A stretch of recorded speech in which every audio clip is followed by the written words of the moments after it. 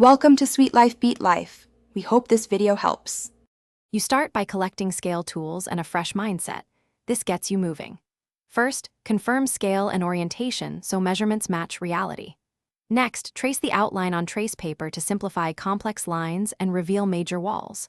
Mark entrances, fixed elements, and primary circulation paths. These shape every decision. Once done, label rooms with their functions and approximate dimensions so you can compare intended flow versus real constraints. Make sure to record any symbols you don't recognize for later lookup. You now dive into detailed measurement and reasoning. Measure widths, door swings, and window heights and annotate clearances for furniture and movement. This prevents clashes. Then, analyze adjacency and sightlines. Ask why rooms sit next to each other and whether service routes are efficient. Overlay a basic furniture and system layout to test practicality. Move items to resolve conflicts. While doing this, sketch alternative arrangements and mark structural constraints so your solutions remain feasible and buildable. You finish by producing a clear annotated plan that summarizes decisions and measurements for handoff.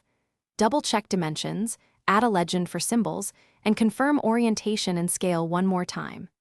Validate the layout against access, code, and mechanical requirements so nothing surprises you later.